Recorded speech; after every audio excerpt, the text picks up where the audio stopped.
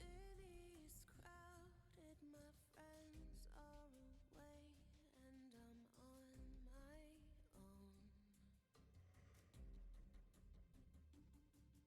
It's too hard to handle, so I got to get up and go.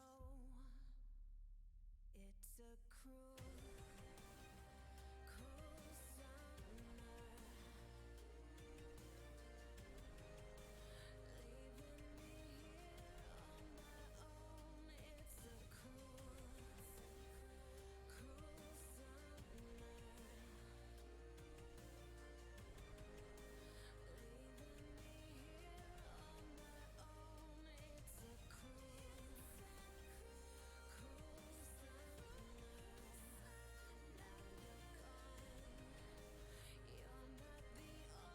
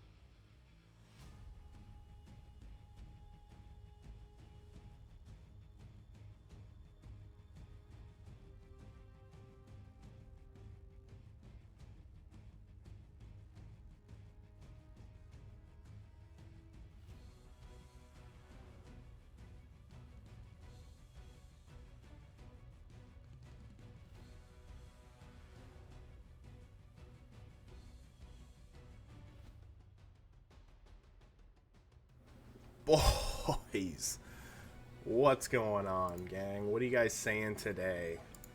You guys hear me all right? Is the audio too loud? I'm going to switch it up here. Give me 2 seconds. Booyah. How's everybody doing tonight? Oh.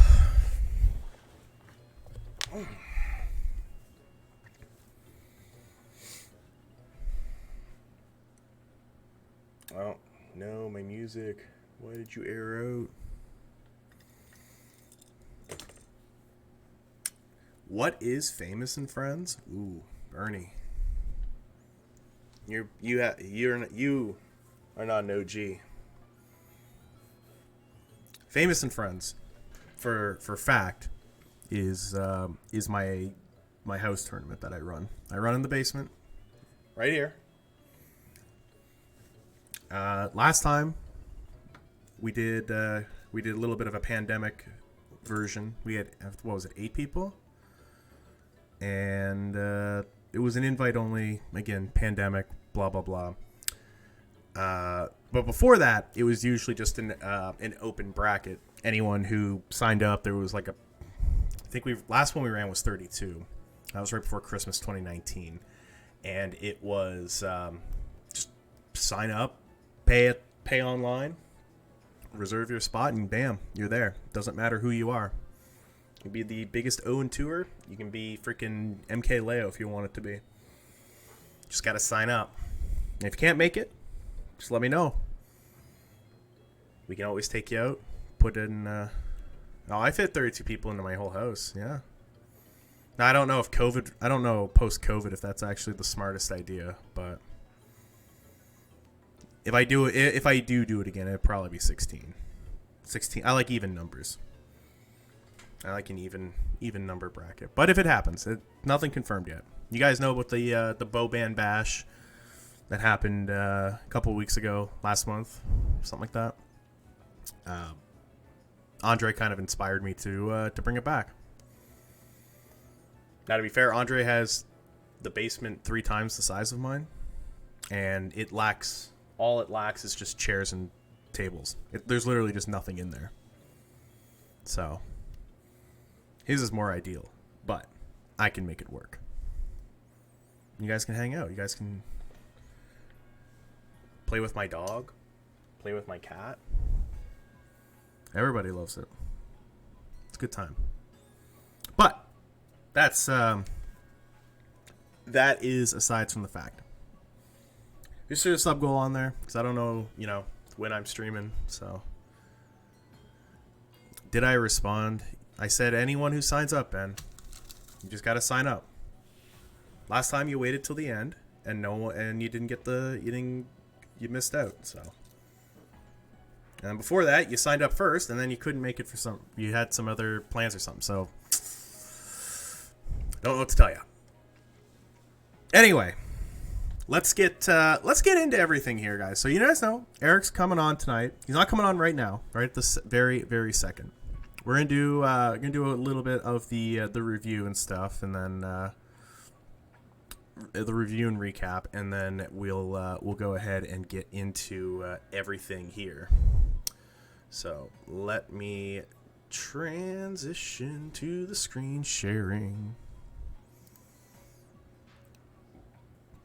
And, we'll just kind of kick things off. Let's just start big. Let's go with all the big events that have happened in the last little bit. So, we've had Land of Hope, Charlottetown Bar Fights 3, RSC 6, and also apparently Eric hosted the Carquet event that happened there. But we'll cover...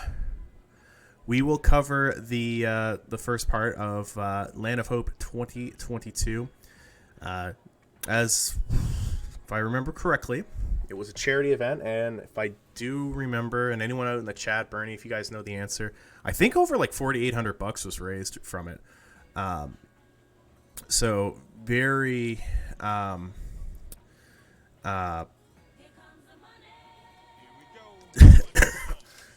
Thanks for the sub, Kyle.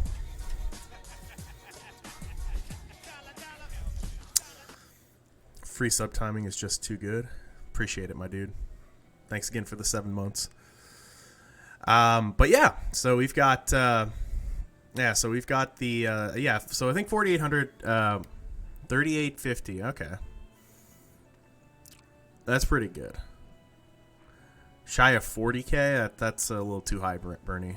That's a tax write-off. But that's awesome. Awesome to hear. So obviously, guys, it wasn't just Smash that did it, but we definitely do carry. We definitely do carry. Smash in the fighting games definitely brought in a lot of numbers. But of course, still have the PC games. Valorant, Rocket League, Overwatch, Teamfight Tactics, and of course, if you do count Mario Kart 8 as part of Smash, or just its own entity. But yeah, so a lot of good stuff, guys. A lot of good stuff. I mean, Ultimate alone had 73 entrances. I think P Plus had like 20, Melee had 32, Street Fighter had, actually I don't even know what any of the FGC games had, 23, and I think Guilty Gear had like 30 something, like the biggest single day Guilty Gear event. I gotta find it here. 30 people. I think that was just shy, if not. No, I think it was, yeah, before and after all the DQs, I think it was just shy of beating out Kings of Halley. But, I mean, hey, $20. $20 entrance got you into anything, as long as you didn't overlap. So, I had this perfect, and I just ruined it. There we go. So, shout outs to everybody who came out. We'll just go over all the pools, the pool format. Not, and Eric, and when you come on, maybe we can talk why the pool format. I don't necessarily know why this was done, personally. Just because, again, everything was all done in the one wave. So, but let's go over each of the pools, go over all the upsets, all the big juicy stories. Let's talk about. We'll talk about pool 1. Hey, this was my pool, so. But yeah, we got again. We're just gonna go over all the upsets, not any of the big wins there, or just normal wins, I should say. Yo, what's up, Mitch? What's going on, buddy? First one we're gonna start with, we got Farm over Warfy 2-1. Farm on the Greninja, and the Greninja kind of coming into play here. That's it for round 1, but round 2 is kind of where all the upsets happen. We got John Cena taking out Icy Phoenix 2-1. Now, I don't know if this was technically an upset, it's an upset by seeding, but I know Sean had just beat Icy, reverse 3-0'd him the Thursday before at La Hub. So good stuff to Sean. And we got probably the biggest upset here is Kazel taking out E-Man 2-0. So made my bracket a little easier. Expire Tacos to me. This technically not an upset. Technically this is not. I beat him 2-0. That's what I'm trying to say. I beat him 2-0. He didn't 2-1 me. But whatever. I played Kazel. It was fun to play Kazel for the first time offline in. Oh my god, it was probably the first time we've played offline in 3 years. I used to play Kazel, and I used to play a lot in 2019 online. There was a whole joke Kazel pointed out in the VOD, on the stream VOD that Ian made, that he's a Guilty Gear player who just recently got into Smash. That was the polar opposite. For sure. Kazel definitely. You know, when Ultimate first came out and whatnot, yeah, he was stuck in wherever the fuck he was from, little super northern town, like an hour away from Bathurst. But he made online work for him, and then he just stopped playing. Then he came back, moved to Moncton, and you see him every week, and he's been doing pretty good. So Kevin Zool does not deserve the disrespect. I agree. Yeah, show some respect for Kazel. But in losers, let's go into the losers side here. kind of everything going according to plan. Unfortunate for Expired Tacos, having to fall to E-Man here. The big upset from Kazel. Farm taking out Icy Phoenix too. Icy actually dropping at 25th. And then Farm taking out Kazel to make top 16 winners or loser side. E-Man taking out Sean 2-0 to make top 16 there. Technically not an upset, but unfortunate bracket luck for Sean and Expired Tacos here. We got Pool 2. We're gonna start with Bubble taking out Wizard Gino. Wizard Gino kind of coming in. I think he was playing super hot the first couple tournaments that he came out to. He got 9th out of La Hub. I think he got like 13th at the one before that he had showed up to, but unfortunately falling to the Bubble plant. We got Robo Puppy's not showing up. He made in gold as well. Last minute DQs all around. Other than that, everything else in this pool for winner side going according to plan, except Bogmeyer taking out Clutch 2-0. So big win for Bog. He's never I don't think he's taken a set off of Clutch in a hot minute for sure. So good stuff to him. Then we look in loser side here, and we got D-Mister taking out Bernie. We got Wizard Gino taking out Plasma. Technically, not an upset, but and then we got Naredo actually taking out Wizard Gino, which is an upset, and then Naredo taking out Macaw 2-1, and then on the other side there we got Murpheus taking out Clutch 2-1. Murph, if you watch this set, unfortunately it wasn't on stream, and it was a really good set. Murph kind of just smartened up and learned that he can just go off stage and fare with Game & Watch. Kind of a broken tactic. So good stuff to Murph. Murph going on a little bit of a run. We'll see later here. In Pool 3, we got Fine Terps taking out Slugga. Poppy taking out Deagle for upsets in winner side. Everything else kind of going according to a plan. Close game with Squitter. Midnights went to game 3, it looks like. In losers, we got Arcs taking out AJC. We got Not We taking out Deagle. And then, kind of everything else going according to plan here. Final pool for Lana Hope, Pool 4.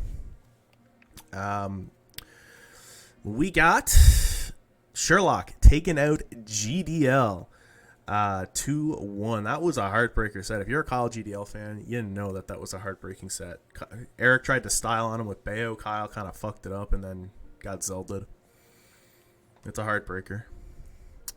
And then Joe and Sherlock was actually just the random ditto, and I have never seen Eric play. I think he got Meta Knight, and it was literally, and I'm sorry, Eric, I think it was like literally the worst play I've ever seen out of anybody. It was really sad to watch, and I'm sad that was a top 16 qualifier for winner's side. It was a rough one. Everything else kind of going according to plan in the winner's side here. Losers. In losers, we actually got Dweeb Lord the third taking out Caleb. Technically an upset there. Then falling to Gert. Gert getting taken out by Sherlock. Nevada taking out GDL to make into top 16 losers. A heartbreaking set. You hate to see it. These are two of my homies, and I hate to see that. I hate to see this happen. But top 16.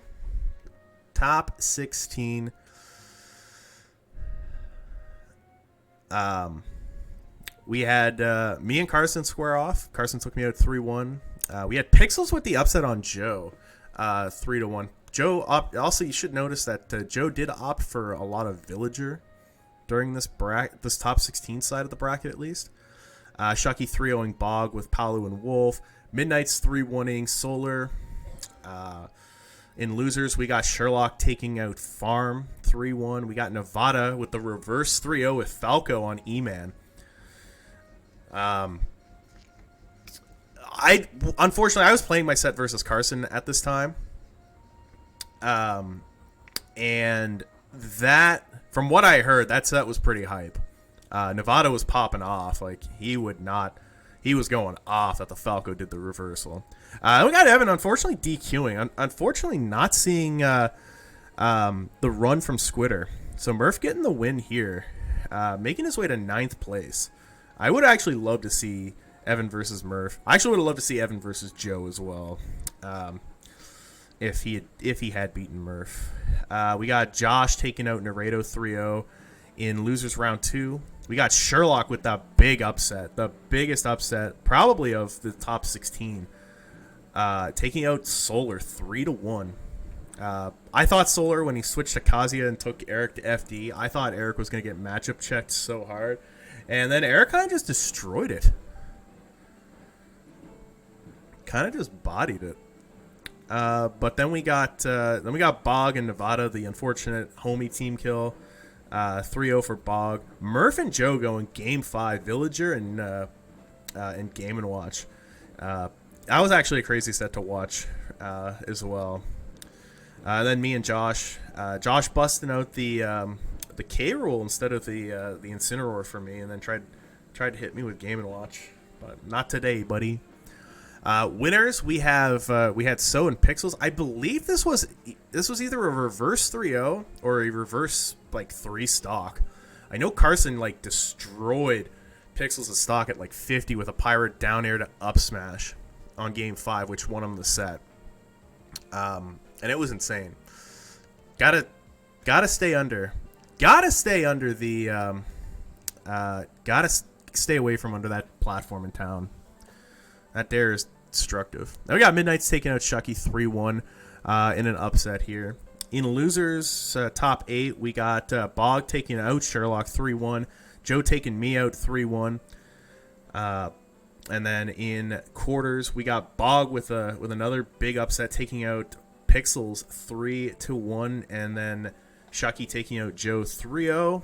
And then Shucky taking out Bog with the Wolf 3-0 again. Midnight's taking out Shucky for the second time in losers finals 3-1, where he fell to So 3-2 in grand finals. So that was it for Atlanta Hope. So shout outs to everybody who came out to that. 73 players. We got So, of course, on the girls. We got Midnight's on Robin, Shucky on the Palu with a little bit of Wolf and Min, Bog on the Greninja, Pixels on the Samus, Joe on the Wii Fit with a little bit of Villager, and Sherlock on the Zelda. Should be a little bit of Bayo too, and of course me with the Snake and 2 games of Wolf. So good stuff there, guys. Good stuff there. Again, shout out to everybody who came out to that. PEI for showing up, and just everybody doing it. I thought it was a fun event overall. I thought it was a super fun event.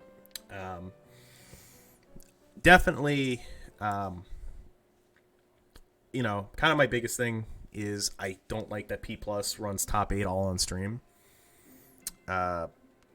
when doubles is finishing up, because there was definitely some hold up. Grand finals was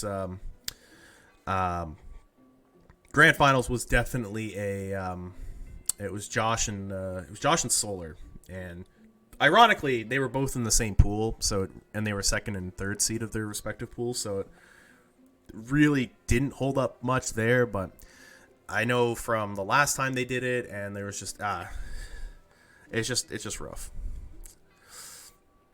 But we're moving over. We're going to the bar fights, or the street fights. Sorry, street fights coming back. First one got canceled because of Fiona, or last one, so doing it again. 20 people for this one here, and this was done in round robin pools into bracket. So everybody made it into bracket. So we're not going to go over all the individual pools here. We're just going to go into the final bracket because, like I said, everybody qualified for it. But we'll talk about the first big upsets. We got ads. Bernie saying ads. Oh, Bernie, if you subbed, you wouldn't get the ads, man. We'll take a minute. Oh, there's only one. Fucking Twitch. Twitch ruining my streams, man. But yeah, we'll just start here. We've got K Cool over Spoonie. I know K Cool lost a couple sets in the pool, so he kind of came out, I believe, as like one of the lower seeds there. Drimbus over Frey, 2-1. Richie over McDank. Vermilion. Vermilion actually going on a crazy run this tournament. Took out Shade. Fell to E-Man. Minder took out Richie. Twy took out Drimbus. And S-Sun took out K-Cool. Losers, we got Shade taking out Color Coded. McDank taking out Dino Man 911. Frey taking out Jesus. Spoonie over J Money. Spoonie over Fonz. Iraichu over Frey, Cal over McDank, Diego over Shade, Drimbus over Diego, K-Cool over Cal, Vermilion over Irachu, and Richie over Spoonie to make it into top 8. So, top 8. Not surprising. A lot of these players are always in the PEI top side, or like especially the winner side. Like this is like a normal PEI weekly. So we got S-Sun actually falling to Twy 3-1. Mindreader taking out E-Man 3-1. Vermilion taking out Richie with Sephiroth. Vermilion, a man of many characters, it looks like, because he took out E-Man as well. Took out E-Man using Bowser and a little bit of Seth. Drimbus took out K-Cool 3-0. S-Sun taking out Drimbus. Vermilion taking out S-Sun in a Game 5 heartbreaker, and then falling to Mindreader 3-1 after Mindreader fell 3-1 to Twy. And then Grand Finals, we have Mindreader with the big reset 3-1, and then taking out Mindreader taking the gold in a Game 5 kind of heartbreak. So took it 3-2 over Twy, so preventing the hero W there. So, of course, you got the Mii Sword Fighter. You got the hero. You got Vermilion on like 101 different characters, but choosing for DDD here. We got S-Sun with the Seth and a little bit of Falcon. E-Man on the Bayo. Drimbus on the Ness. Richie on the Rob. And K-Cool on the K-Rool, Kitty Cat, and Ken. So, good stuff. Good stuff. I don't know who Vermilion is, but they went on a fucking tear. But there's that. And the other event that happened on the weekend here was Riverside Confrontation 6, the Halloween edition. So a lot of events happened here, but we're just covering the ultimate side. And Theode DM'd me a graphic because there was no graphic done up for it. Spoiler alert. But yeah, fuck, I forget who this is. They do the graphics for something for the fighting games. I don't know what their tag is. But Katsu, that's it. So, but yeah, so we got kind of big upsets here. We got B5 taking out Theode 2-0. That's it for the round 1 or round 2. Round 3, we got Ram taking out Salty 2-1. And then we got we'll just go over losers first, then we'll talk top 8. Yeah, we got Dinner taking out Theode. I believe that's an upset there.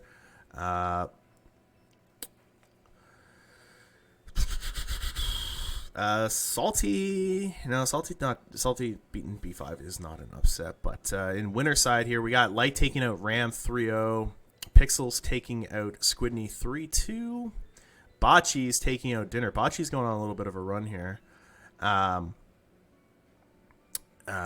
taking out Bocce's 3-1. Squidney 3-0ing, or sorry, Salty 3-0ing Squidney here, and then Ram taking out Salty again 3-2, and then falling to Pixels 3-0 after doing a 3-2 set with Light in winners, and then Light taking it 3-0 in grands. So we got the characters here. Nothing out of the ordinary. This looks like everybody's typical, you know, typical character pool here. We got Light on the Yoshi, Pixels on Samus, Ram with the Inkling, a little bit of Pyramithra. We got Salty, not opting to go Mac, going back to his original top tier main in Pac-Man. We got Squidney on the Fox, Bocce's on the Pikachu with a little bit of Rob, B5 on the Link, and Dinner with some Shulk, Bowser, and Corrin. Crazy. Absolutely crazy. So, good stuff to that. The other event, which I don't actually have a bracket link for, this is just a graphic that Eric posted. So, I unfortunately don't have a bracket. But, the Carquet competition is a jeu video à Carquet. If I totally botched that, I apologize. But yeah, we got Eric winning. Eric won an event, boys. Eric finally takes a W offline. He's got it with Zelda, the kitty cat, and DDD. Probably some Bayonetta too. We got Bubble. We got Bubble on the plant. We got Just Fred on Cloud. Pity Boy on the Greninja. Speed Dude making his way up there with the Ganon. A little bit of Sephiroth and Byleth. D. Kirby with some Bowser. Secondary. Jericho on the Falcon with a little bit of Luigi. And Willie James on the Ike. But, yeah. Caracat. Okay. Thank you, Ben. Eric had to host an event in the middle of nowhere and not advertise it all to win. 100%, dude. 100. But good stuff to Eric for winning. 33 people actually, so that's actually pretty crazy. And hopefully Eric will talk about a little bit more of the event when he comes on there later. Because again, like there was not a lot of info on it. Eric, I know, made a post saying, "Hey, there's this going on, blah blah blah," and and by the way, here's the results from it like 3 or 4 days later. So hey, look, I won, guys. Obama medal me, please. So good stuff to Eric. We're over La Hub 61. So we're going back. We're back in the weeklies here. So we're covering the last week of weekly events. So starting with La Hub, ending on Smash on the Harbor. So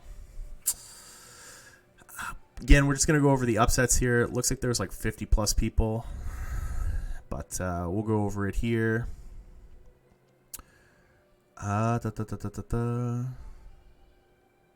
Is this the right event? I feel like this is not. I feel like I totally skipped over La Hub. 62 was the one last week. Whatever. We'll go over it anyway. We'll go over that and then this one. So yeah, all the upsets. We got Froyo Zano over Utix 3 2-0. We got Wilbo Baggins over Pulsar. We got Boofman over Zemgad. Zemgad's a name I haven't heard in a while. And we got Zach Harry Potter over Buddha. Round 2. What do we got for round 2? Nothing. Everybody's playing it out as it's supposed to be. That's the one before Land of Hope. No, yeah, I wasn't at this one. Oh well. We got Kazel taking out Fresh. We got Expired Tacos taking out Sean Cena. Oh, this is the one I think. This isn't the one Sean went on the run on. No, we got Naredo taking out Salty. Everything else kind of going according to plan. Losers, we got Malrix over Mangolius Caesar. Varix 1 falling to Frit 51. We got that guy over Gold 2-1.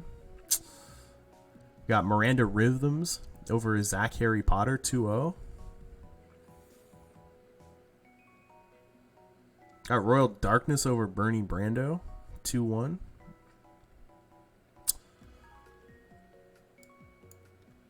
Got Poppy over Fresh. Got Spook over Expired Tacos. Got Poppy over Naredo. John Cena taking out Sherlock. And then top 8, we got So taking out Shadow X 3-1. Midnight's taking out Icy Phoenix 3-0. Losers, we got Kazul taking out Spook 2-1. Sean taking out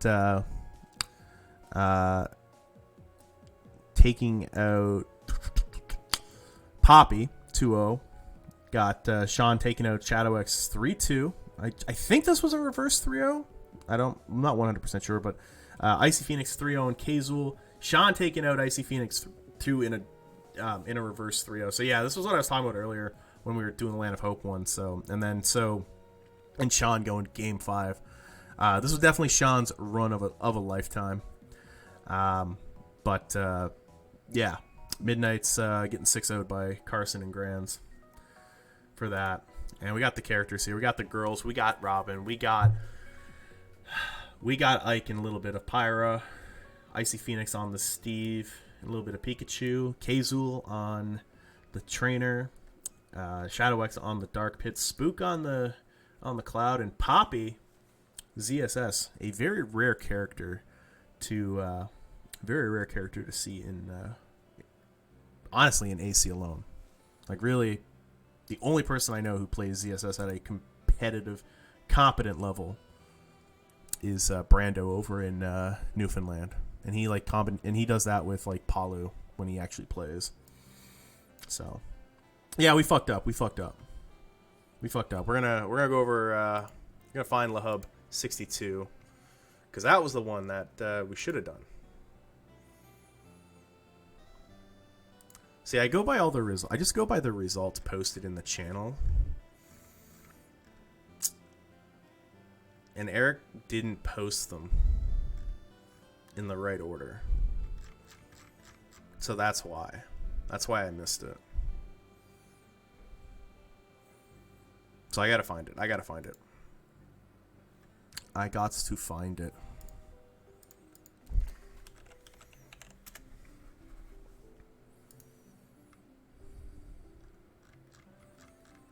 I know he posted on Twitter. Boom. Problem solved, boys. Master of the internet. So yeah. LaHub 62. This was the one I was trying to actually talk about, but here we are. Yeah, that's where I get all my info. I get my info from the Discord. But yeah, let's go over all the. This one was actually a less than normal stacked. A lot of the hard hitters weren't actually there. We got no we got no Joe, no Pixels. Yeah, that was probably about it. No one, you got Chucky, you got Midnights, you got Clutch here. I guess Eric, he was there too. But yeah, let's go over all the upsets here. We got Vortex over Royal Darkness. Huge upset. So good stuff to Vortex there. We got Pulsar over Speed Dude. And that's about it for round 1. Round 2, we got Misuki, aka Dilf, over Spook 2-0. That's it for round 2. Round 3. What do we got? We got nothing. Everybody's doing well. Eric beat Kaze with Bayo. Then got beat up by Clutch's Roy. Midnights took out Molly. Sean Cena over Icy Phoenix. And Shucky over Salty. Losers, we got Boofman taking out Cart the Shart. We got Pasta Chips over Ultima. Wilbo Baggins over Mongolia Caesar. Varix 1 over Addy the Ghent. Sluggo over Hungry Man. And then in round 2 of losers, we got Speed Dude taking out Apple. Wilbo Baggins over Bernie. Pasta over Buddha. That's it for that round 3. I forgot Gooby was at this tournament. Damn. Gooby moves out west like soon. Doesn't come to an SJ event. Just decides to drive up to Moncton. We got Ice over Reese, 2-1.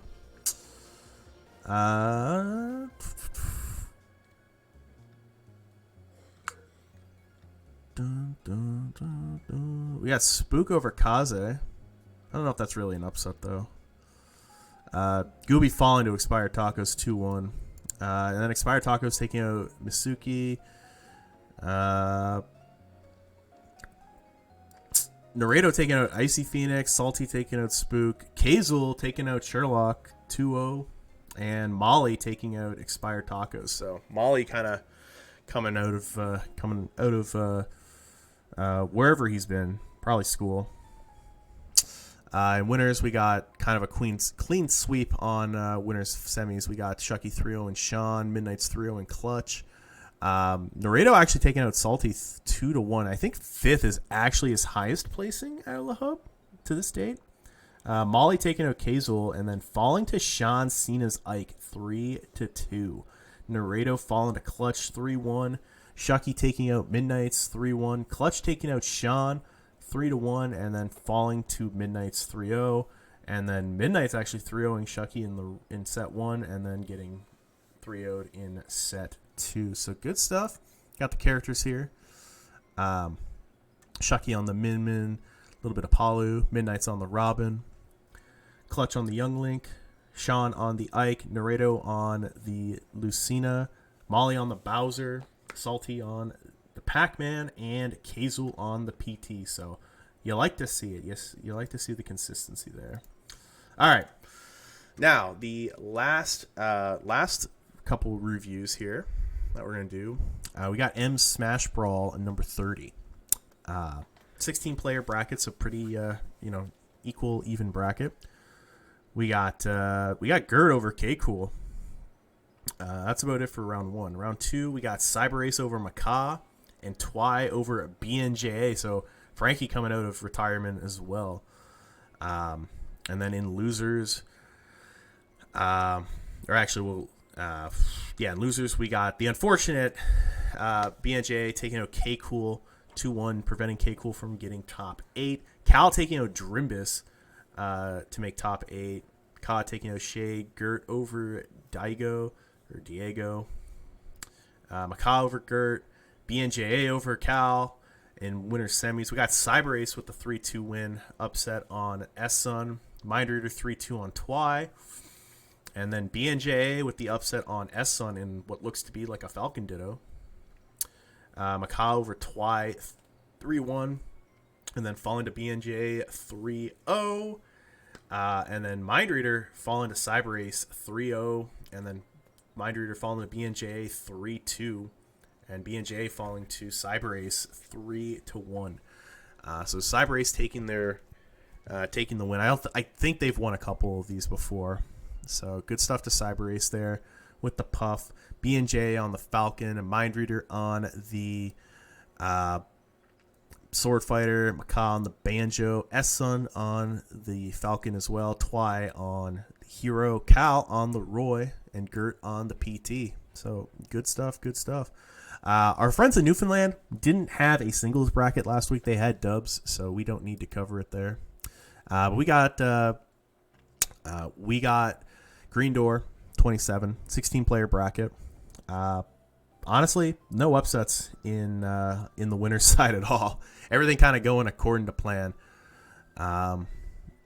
Losers is kind of where everything kind of blows up. We got Tekwizwa over Red Panda. We got Tekwizwa over Pixels 2-1. So Pixels actually not getting into top 4. Crazy. Pixels also seated 6th. Crazy. But yeah, kind of everything else going according to plan. Kyle taking out Tekwizwa. Seth taking out Murph. Seth taking out Catalyst 3-2. Snake Gang coming in. I think he was on Snake. I know he's been practicing some Palu and a little bit of ZSS, but I'm gonna take this as a snake W. So good stuff to Seth. Josh taking out GDL 3-1, and I think this was a random ditto. And then Seth falling to Josh again 3-1. Sea Salt taking out Josh 3-0. I really don't think Josh has taken a game off of Caden in like 5 sets. I think it's just been constant 2-0 and 3-0s on that side. And in winners, we got like kind of just cleaning up Caden 3-0 in both winners and grands. So you got the characters here. You got the Yoshi, the Inkling, a little bit of Falco and some Roy, Kitty Cat, Snake Gang, baby. Kyle on the Joker. You guys don't remember. Kyle busted out Joker during the AMI bracket at Atlanta Hope, and he got second? I think he got second or third with it. A little bit of Falcon there. You got Catalyst on his Joker, Murph on the Game & Watch, and Tech Wizwa on the Ridley. So good to see some stuff there. Last event we're covering today, guys. We got Smash on the Harbor 139. We had a little bit of NB show up, but they only showed up for dubs. So 31 people for singles. None of the NB guys were there for singles. They all left. So this bracket would have been 100% different if Midnight's, Sean, Joe, and a few others had stayed. But we'll go over all the upsets again. We got Tofino over Fancy Potatoes. That's it for that one. Round 2, we got Madlo over Generic T. Drag over Smolder. Round 3 and quarters, we got Adra taking out Vault. And that's about it there. Losers, what do we got here? We got Phantomar over Cal. We got Ryax over Open Bracket. And kind of everything else going according to plan here. Tofino over Adamant, 2-1. Disco Ghost over Quizaic. Smolder over Generic T. Disco Ghost over Minnow. And yeah, we got Vault going game 5 with Disco Ghost, actually. Maldo over Von Bauer. Maldo over Adrenaline 3-2. Man, Maldo kind of going on a run. Vault taking out Drag 3-2. And then DQing to Maldo. And then falling to Reezy in losers after falling to Vapor twice. So good stuff. Looks like Brian's back on the Joker for this week.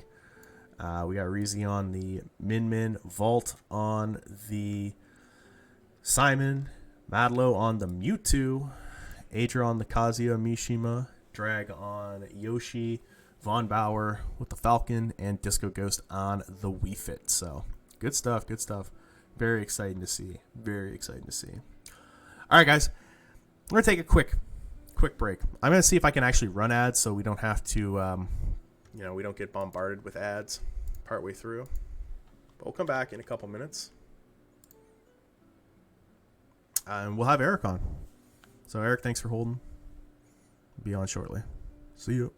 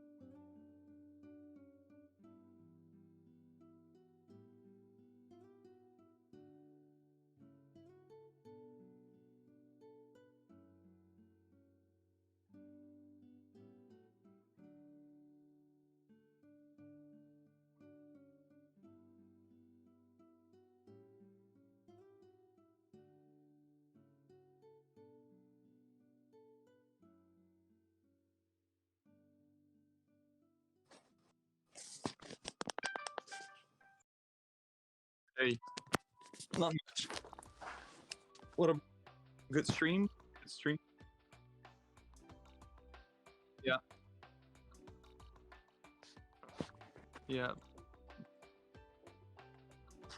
Cool.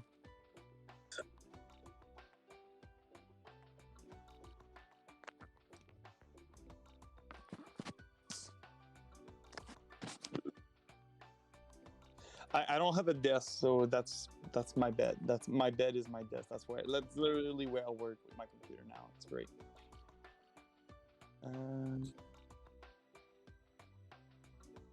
Yeah. Yo, what's up, everybody? We got Eric here in that chat. What's up, Eric? What's going on? Not much. What about you? Oh, just hanging out. So, you guys didn't realize, yeah, you guys could have heard Eric, but you can't hear me during the thing, so hopefully, hopefully you guys, didn't hear anything too critical. Eric didn't say anything to get himself canceled. Oh. But how are you? How are you today? I'm good. I just had a nap for like 2 hours. So, well, not just now, but like when I came back from work, so I feel rested. What about you? I'm on vacation for the rest of the week, so I got up this morning, took my kid to daycare. I went back. I had a power nap until like 2 p.m. It was great. Nice. Wait, is it called a power nap? How long was the nap for? It was like 5 hours. It was definitely more of a sleep. All right, gotta turn. Everybody's saying your volume's a little low. Let me. Boom. There you go. No, that's on me. That's on me. All right, can everybody hear Eric now? Eric, start talking. Hi. I love talking. That's my strength. Can you guys hear me well? Hello? We're gonna. No, I can't. Yeah, Okay. it's a bit better. Quiet, but we can hear him now. So let me do the other thing, which is there. Disable. Turn down the music. Actually, no. We just turn it off. We just turn it off. We'll just go. No music. Nothing. I can sing if you want. No thanks. Okay. I'd like to have another show after. So. Right. But so Eric, finally you're here. Yeah. You've asked for it. We tried to arrange it. I canceled you on an account of the Wiggles, and then you got tired the last time. But third time, we're here. We're finally here. So, welcome to the Stockyard. I'm a big fan. I didn't subscribe because I'm poor as fuck, but I'm a big fan. It happens. You know what? It's all right. Get you a beer. Are you coming to Le Pub? No. Which we could, by the way. Which what? Which we could promote, by the way. But I mean, yeah. I mean, it's a bar tournament happening November 19th. It's like 7 to midnight kind of thing. Yeah. Squad strike, melee dubs. Yeah, 1 a.m. and squad strike, crew battles. That's it. Yeah. So. No kids. No kids. They got Eric heard the word. So yeah. Sorry to guys like Expired Tacos, Shadow X, Blinky. And Strive on the side. Sorry, Roch. Strive on the side and get whatever games FGC don't want to play. Yeah, so it's gonna be fun. I'm sad I have to miss it, but unfortunately, that's my on-call weekend, and I can't get it covered because everybody on the team is driving back from Jersey that day. Oh, he didn't invite you? No, I had to stay because of the on-call. Right. Because when we go down to corporate, we like to party, but guess who can't party if he gets a phone call in the middle of the party? Yeah, so you're missing out. You're missing out on 2 parties. Damn. Yeah, or like 5, depending on how hard they go. But it don't matter. I think I got a better deal out of it. In theory, they asked me to go down in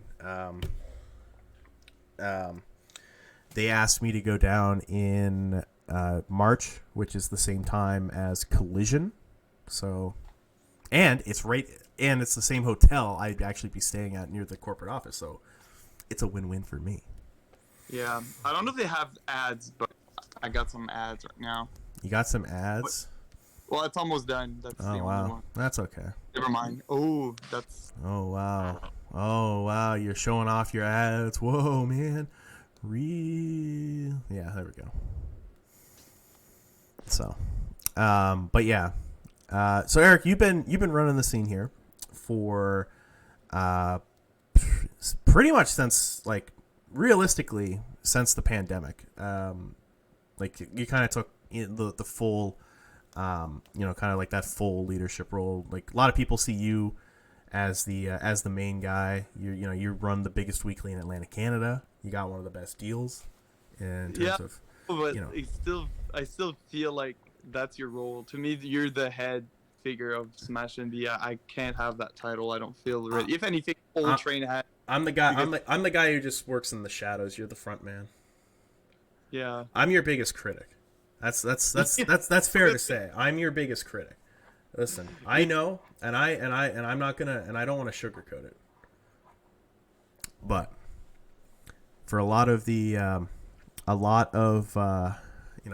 what you do, a lot of people will agree with you they'll just agree with you like, hell yeah, we love you, Eric, and I'll be like, fuck you, Eric, you're an idiot. You became a real parent now, Keith. You're a real parent now. You just complain. It's not that I complain. I have to be the voice of reason. Sometimes. Well, sometimes. They're very similar words. But you've been running it there, so the big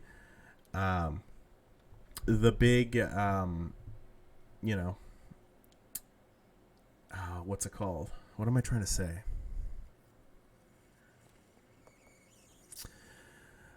Fuck. I totally lost my train of thought.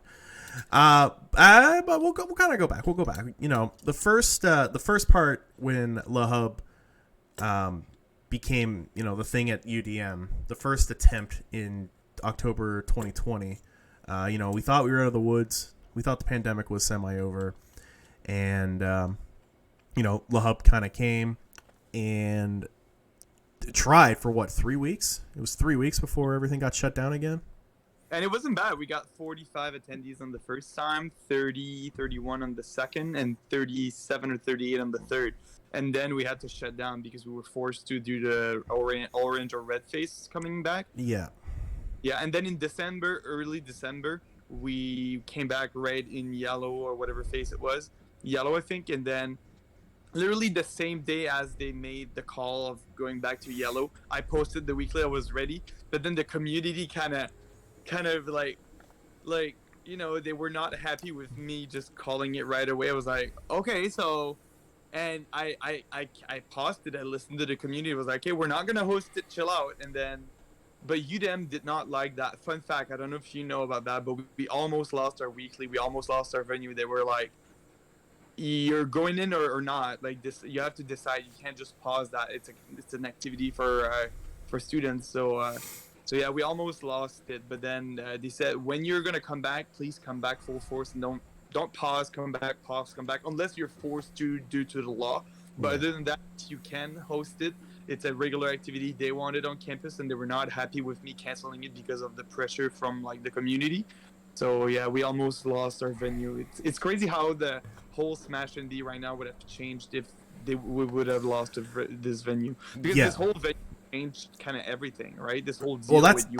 Well, that's the thing, right? Like we're in this this new era that we've never really experienced in terms of like in terms of the community as a whole. Like you and I have been part of the community. You've been part of the community since 2014, 2015, since Smash 4, and like I was shortly like before that with like in 2013 or like late 2013, 2014ish. Yeah. But like Smash 4 was what kind of brought us together. So we've seen, You've been more involved than me, a lot more. I was only starting TOing when Adam started like leaving in 2018, I think. Yeah, but I'm saying like the original of where we're at. Like back in the day, it was Smash at UNB. The original like weekly was the go-to. Everybody went. You had melee, singles, doubles. You had Smash 4 singles and doubles, and then they'd alternate PM and Smash 4 every now and then. And those were getting in total. I don't remember the exact numbers, but in total, at the start, it was 40 people combined. I'm talking, we were and Moncton had its problems in its first couple of years with the weeklies, and SJ at the time was before we decided to go into brackets, it was just friendlies, and you meet up and play, and then we started doing brackets in May of 2015. Yeah, but for the most part, it was always kind of a small, contained whatnot. There was the original when Ultimate came out, the burst of the influx of new players that every game gets when a new game drops. Both Moncton, I think everywhere capitalized on it, but definitely Moncton and Freddy. Well, Moncton shine probably the most in terms of its numbers. It got to a point where you guys had to, figure something else out, because that room in Gamezilla was not going to do it. Yeah, I know, but we were happy because they were providing monitors. But now thinking about it, it was like, holy fuck, these monitors must have been terrible for lag. I don't even recall. I know it wasn't great, but we worked with what we had. But that was one of our advantage, because we didn't need to worry about monitors. Yeah, so that was definitely a benefit you guys had, and then then the pandemic happened.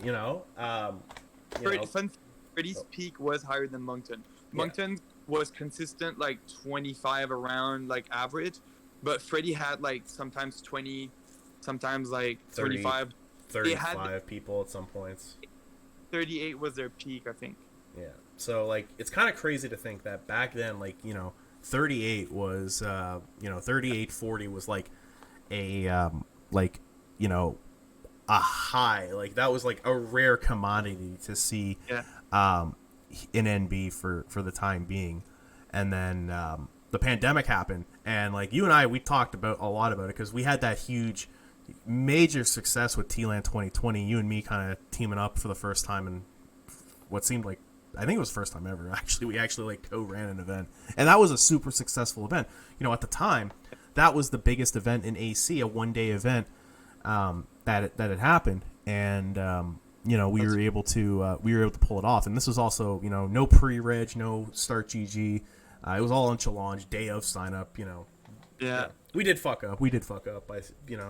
Unfortunately, we had homies playing homies, and we didn't catch it until after and whatnot, but you learn from your mistakes. 80 something people for Ultimate, and over 120 people with all of the fighting games and everything by the end of it. So that's what started off the the partnership with T-Land. We kind of said, realistically, they've always let us come and play, and we've kind of shown up. And then might have started with me in 2019, where I kind of called them out on running a terrible tournament. And 2019 was actually sorry, Kazi upstairs. Kazi's upstairs. He's my landlord. Sorry, Kazi. He was the one running it. Yeah, well, sorry, it sucked. He's not okay. He's probably playing Splatoon. Anyway, the point is, we wanted to make things better, so we did. We made things better. The event was, almost double what it was. We had a lot of people from NS. It was probably the most stacked tourney, in for just a one day event. It was hella stacked. We had, we had all the heavy hitters from from AC minus Newfoundland, but and then man, I still wish I can attract Newfoundland one day. They've only come to Kings of Halley as far as I'm aware. I want to attract Newfoundland to Moncton. I want that to happen. I don't know what I can't even attract Halifax right now. I can't get NS to come. What am I going to do to get fucking Newfoundland? The problem with Newfoundland, and it's literally it's geographical, right? It's to get to Moncton, it costs $700 for a flight, right? Yeah. When in reality you can get when in reality you can get a flight to Toronto for maybe almost half of that. That's crazy. It's insane. So I mean, no offense to us, but I would, if I was in Newfoundland, I'd also take the flight to Toronto. Yeah. Definitely more value there, and that's always been, and you know that and you know, you'll talk about it with anyone in Newfoundland. That's the biggest hurdle, right? Is getting there. Yeah. Like, you know, shout outs to Rob, you know, Twan and those guys who would always make the journey down. You know, to Halifax. I mean, Halifax itself is like maybe, I think, $400 on a good day. So, you know, making the trip for Kings of Halley, you know, that's always the thing. And there was I mean, if they got to pick one big tournament for the year for Atlantic Canada, I don't blame them for picking Kings of Halley. I think Kings of Halley is amazing. So Yeah. there's got to be one. Like, I just hope we can step up our game to that level. Like, we're slowly getting there, though. Yeah. Again, like I said, the big problem that you know, that we run into is just travel costs, right? Like, it's, you know, it's expensive to come here. We're in a, you know, Moncton especially is, you know, in that perfect spot where it's, you know, it's only about 2.5, 3 hours to Halifax. It's only an hour and a half from Charlottetown, an hour and 10 minutes from, it's, you know, an hour and 10 minutes from, you know, St. John and Moncton, and like, what, 2 hours from like Bathurst and Miramichi, give or take.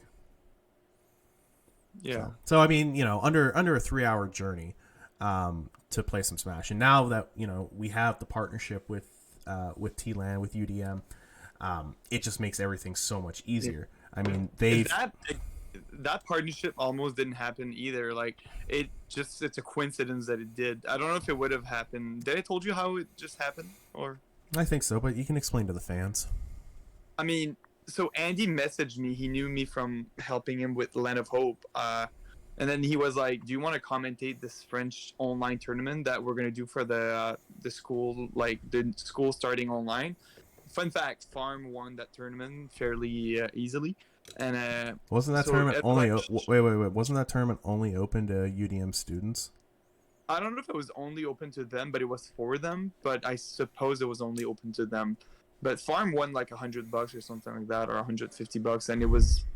Watching the stream, from what I remember, it wasn't too hard. I don't even know if he dropped the game or not, but yeah, he won that convincingly. And Andy asked me to commentate, and I said no, as I'm not too down. I'm not good at commentating. Then I rethought of it. I was like, you know what? If I want to get good at commentating, which it's never been a goal of mine, I figured it's gonna be in French at least, so I'm gonna be more comfortable. So I gave that a try. And then from there, Andy and I just started discussing about like future events, and it was like, you know, like your weeklies you're having. Like, I was like, yeah, like we could partner up, and it was like, yes, like please do. And then that just started off like I want to say, it sounds cheesy, but like a great adventure.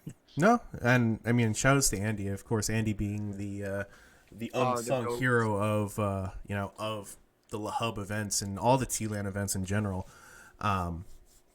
It's you know, without Andy, it's you know, it's DOA. We're you know.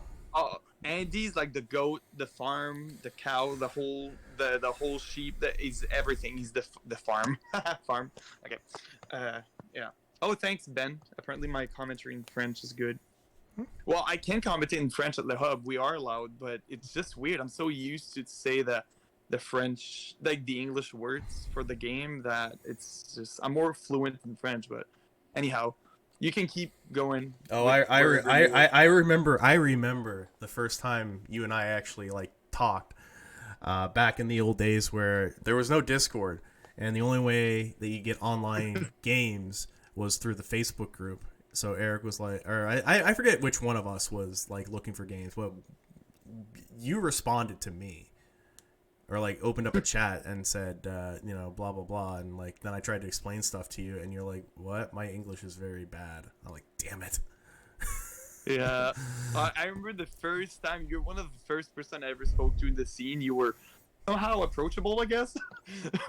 I remember speaking to you to FGX 2015, I think, and you were there, and I think you came to me. You were like, "You beat Evan." I was like, "Who? Evan?" I was like, "Who?" He's like the number 1 seed. I was like, I don't know. I beat him with my Rob or some shit, but like I was not good at the game, but somehow I beat Evan there. And then you start talking to me there. I think you No, there, we were there, but we were friends long before that. We hung. We fucking. Okay, it was before that because you and I. We went Okay. out. Yeah, it was definitely before that because I thought it started there because I just have the no, memory as if like because I we was went comfortable with you there. because we went because we were hanging out before that because Sean and I had come up to like a couple of the Moncton tournaments like when you guys had the weeklies and stuff like back like the 2 or 3 weeks before they kind of went to hell and died out, and we knew each other from there. And then Shines for Grinds.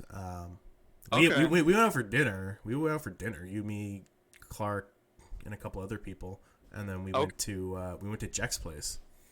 I just have I have a terrible memory. You remember all the details, but like I just remember the vibe that I was I started being comfortable with you and some of the other guys at FGX. So I thought that's where I started talking to you like more seriously. I know that I knew you before, but I don't even. I'll be honest, Eric. I don't remember the extent of it. I don't know. It's been a while. It's been a long time. It's been 2015. That's crazy. Who? Sweet Goose TV. That's Sean Goff. Holy fuck. Yeah. Sean hanging out in the chat. Hey, what's up, Sean? Oh my god. Sean, when are we gonna go to Boston Pizza? Sean and I and my friend Jamie have had this Boston Pizza date planned since 2015, and it's just never happened. Man, Sean was such a homie. I mean, I'm sure you still are. I didn't even know you were still around, like, looking at Smash stuff. No, he's just hanging. He's my homie. Yeah, he's here for the stream. He's here to support. Oh, I guess my cat invited herself. Hey, Kirby. Yeah, Rox kind of came to us, so what's up? But, yeah. So, yeah, that was that. There was that whole shebang. And then kind of fast forwarding in the, post-pandemic lockdown. I mean, we grew exponentially. Like the original, like let's forget the 2020 reboot. Like yeah. the 3 weeks that happened for that. Let's just go into July 2021. First week we had like 70 plus people. We had NS, we had we had PEI, we had everybody. We were the only functioning weekly in Atlantic, Canada that was comfortable, I guess, running events. I think we were lucky enough to have like a big room to host that. Like that room was it was super big, But for pandemic standards, it started to be tight. Near like I remember the first one with 71 entrants. I was like we had the 2 meters rules for the tables, but it was still like it's a big room, but like the rules were so strict that. Oh, it was rough. It was a rough time back then. Like that bracket ended up ending at like 12:05. I think the last set finished with Vapor winning it. Obviously. No, it was Ben who won it. Vapor wasn't there. It was Vapor. It was Ben Coolster. Oh yeah, you're right. Vapor won the one he came after, like the second or the third or something. Yeah, you're right. Yeah. So, but yeah, no, there was that, and then, yeah, it's weird to think now, like, it's weird to think now that all the pandemic restrictions that were there, like not even just at events, but like that we had to endure as a society. And kind of just how everything changed. Like last week alone, like I got COVID and I was down for the count for a week. Right. I couldn't function. It's still there. Yeah, it's still there. It's always there. Oh, yeah, I love you too, Taco. Well, I don't legally. I'll say I appreciate you. He's a teenager, right? So I gotta be careful to what I say. Yeah, but he called you a bitch, which he's actually right. So good job, Tacos. He's learning early. He's learning early. I don't care if he's a teenager. He's a bitch. Everyone's a bitch. Yeah, but yeah, it's crazy, and like how we've had to adapt to it, and it was definitely rough. Like the biggest problem I had with like La Hub and just kind of the pandemic in general with our when we brought back events too was just the 2 meters thing. Like that was so hard because I remember when you guys brought it back, you guys had the tape and everything. You're just like measuring out. You had the tape for the chairs, everything. It was crazy. Like that setup must have been a nightmare. and then you guys had to go back and enforce it and all that fun stuff. First, like the first 10 Le Hub, I think I was getting there at like 12 p.m., 1 p.m. every single time. I'd book every Thursday off, and I did that for like at least 10 to 20 Le Hub. I'd book every Thursday off. I had to because there was so much prep to do, and I would be there till like 1 a.m. every time. And then we got better at it. The rules got less strict, and then I got more co-TOs, people stepping up, and thank God, because I would have burnt out. Oh yeah, no, like you running that like as a one man show, definitely not the Yeah. Well, it's never been really a one-man show from the get-go. Like Joe was already there because I had him helping me in the first place back then. No, but I'm saying like, but what I'm saying is like just like as a one man show, like 1 or 2 man show, it's still rough. Now you've got your your merry men Bless them. of guys there. So Sean Cena, Joe, even like some other people helps. Like Narado helps. Midnight sometimes will help. Like hell, anyone at the TO desk really is comfortable. Like it's not hard to report a set, but it helps when I need to go play sets and shit like that. Sometimes I just want to go get food. I don't need to stay at the TO desk. So, but someone needs to look at it so they don't steal shit. Because there's like the Red Bull, bunch of laptops. There's the cash money there. There's a bunch of shit people could steal. So yeah, I mean again, you mentioned earlier about like the setup and stuff, and like now you guys have it down to a T where you guys can get pretty much everything done by like 10:30, if Now we're aiming at 9:30. That's our new goal, and we've been achieving it maybe half the time for the last month. We're getting there. Like our goal is to finish at 9:30 all the brackets. We're not quite there, but like that's the goal, and we want to achieve it because for this TO sake, we just want to be out of there by like 10:30 by the time we clean up. So yeah, and no, it's definitely you can't leave it. That venue has to be reset. Everything has to be put away. Chairs got to be put wherever. The lobby's got to be reset. It's not like a lot of venues that you see in the States or like at the at events that have like the numbers that we get, right? A lot of those numbers that we get, they're in a venue that like a gaming venue or like something that you literally can just put away stuff. So it's crazy. It is crazy that that you guys do that week after week, and especially the way that Andy does it too. Like I've helped you guys clean up a couple of events afterwards, and it's not fun. Like you guys go, like Andy especially, like he's definitely Mr. by the code, hide all your cables, cable management kind of thing, and it's oh my god.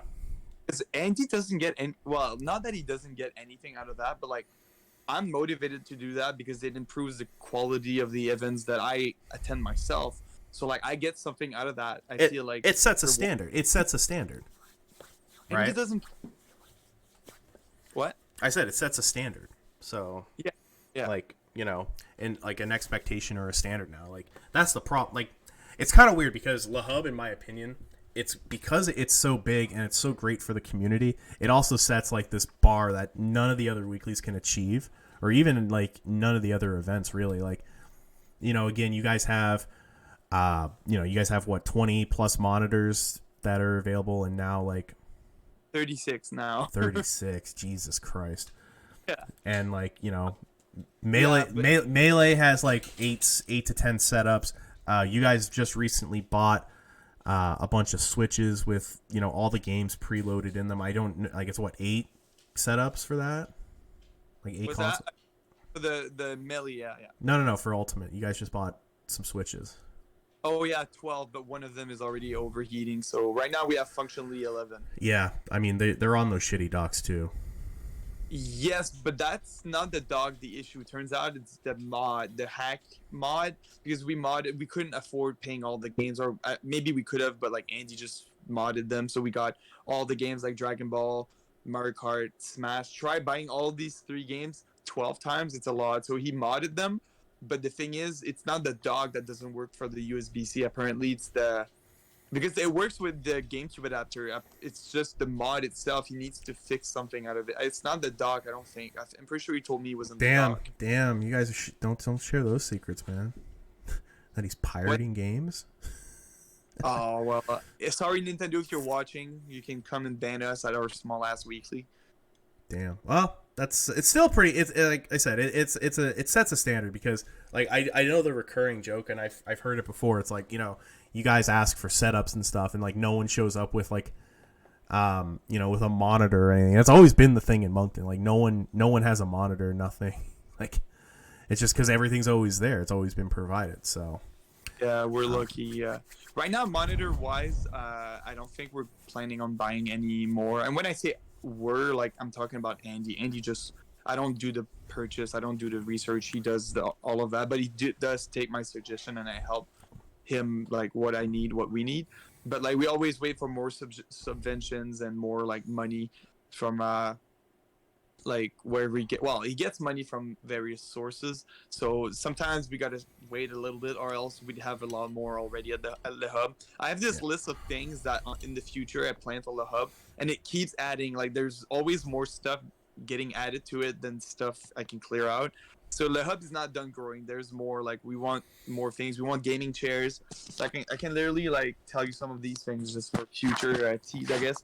We want gaming chairs, not for all the this, you know, all the setups, but at least for the streamers and for the station that is streamed. We want merch, the hub merch, like cups or like, I don't know, bandanas or whatever people like, t-shirts and hoodies. We want like replay option that is like user friendly for whoever's streaming. We want background for commentators. So like when you're like commentating, you know, Major sometimes they has these like layouts in the back. Like we want something like that. A bunch of shit like that. There's a bunch. We want like promotional videos to promote the hub and the big hub, but we want it like to be done really well, so by a professional. But stuff like that, like there's a little other things that are more minors. Like we want stickers. Like Kings of Halley did that. We want that to promote like tomorrow. Like that, we want stickers, and the rest is more like Leonard's with like the stage, like where Kings of Halley had that, I think, or was it Gommel?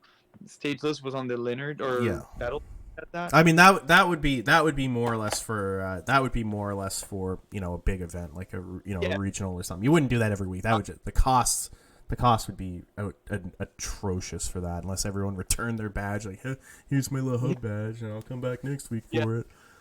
Yeah. On the I have other things that are a little crazy, but like they're on my list. But, like, other things that are crazy. There's a couple of things on that list that are kind of crazy. Stuff that's on the list that I won't even. It's more the few. It's not a priority, but like I have a confetti cannon. I have. Okay, Eric. You maybe you know what? Don't you're setting a bar, like way up here, and then like everybody else is like down here. You're just like, I got a confetti can. I'm like, best I can do is 2 cigarettes outside that I found. Well, we're just lucky. Like it's not. Why is my cat on me? Okay. We're just lucky, man. Like no, I know you guys are lucky. It's you know, it's definitely it's definitely, like I said, it's one of the greatest things that have happened in AC as a whole. You know, it's crazy. Like I was saying earlier, it's crazy that the pandemic, post-pandemic, NB is actually like. I'm just gonna speak for Ultimate. It's at its best. It's been.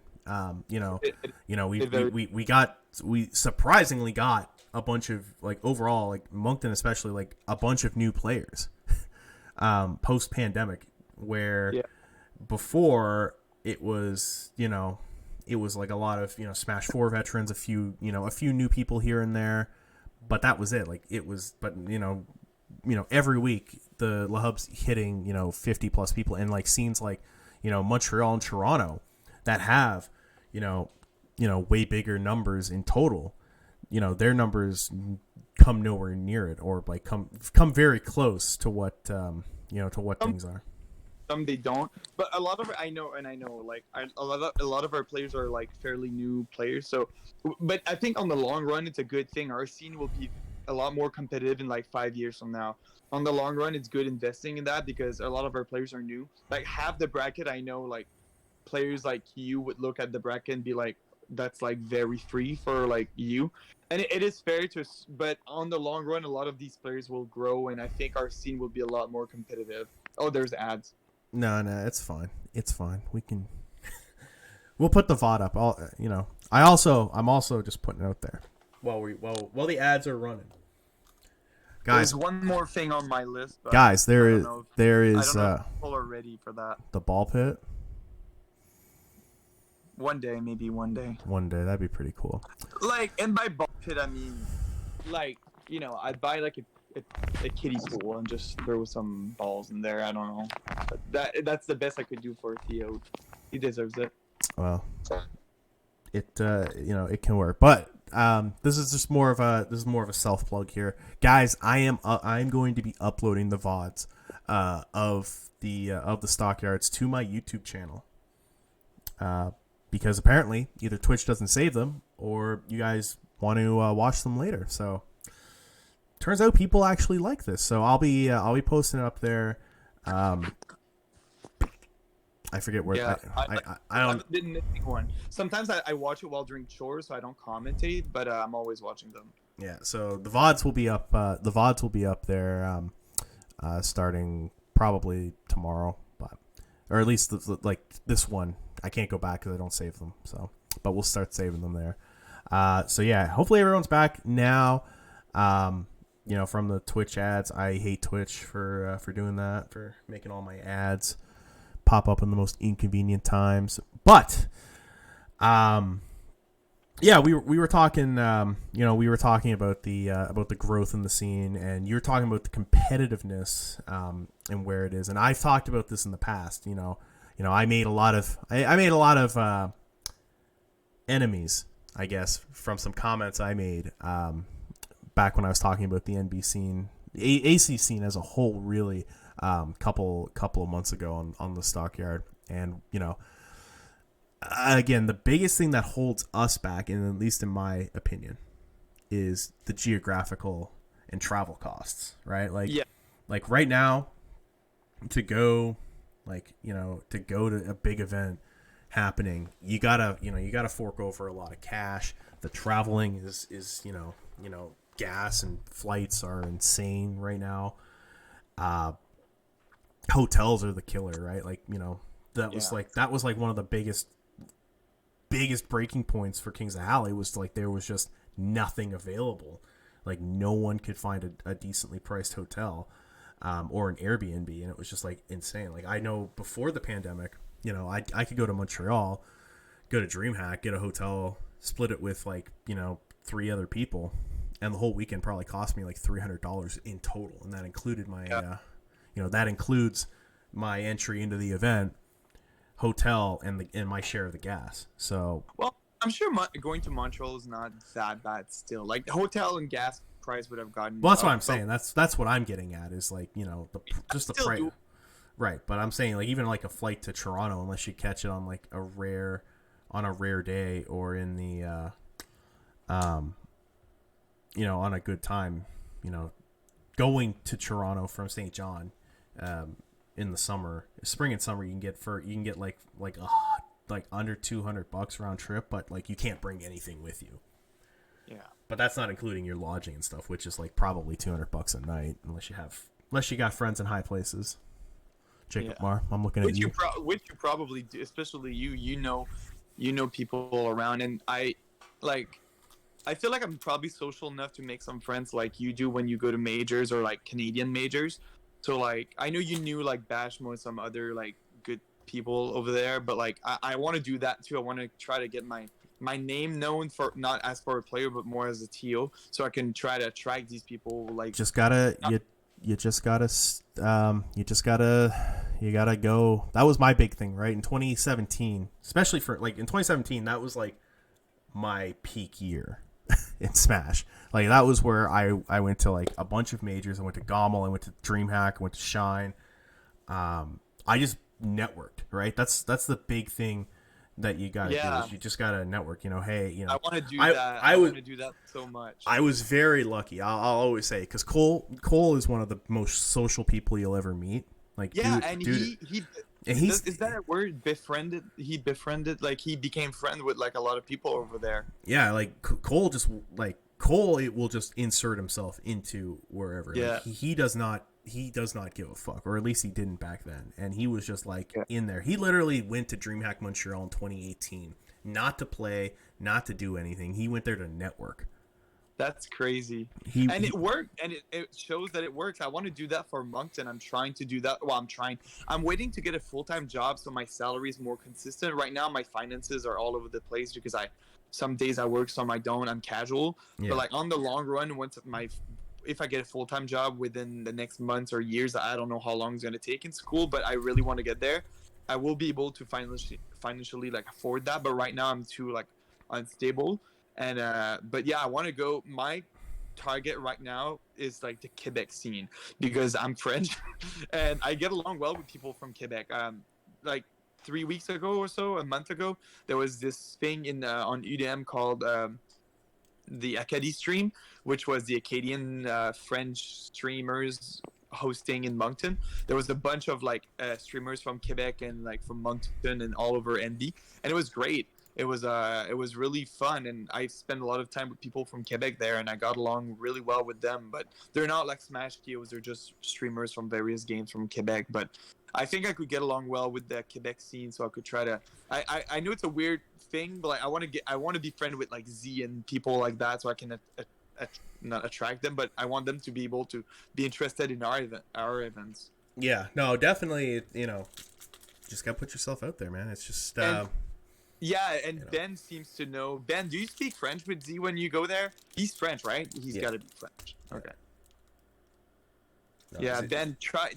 If you're a friend with him, tell him to come to Moncton. Tell him that Tio is great. Tell him. That I've been telling Z. Z was supposed to come to Kings of Halle. I was talking with him there. We were trying to get something set up, and then I think he had some personal shit happen, so he was unable to. To make it.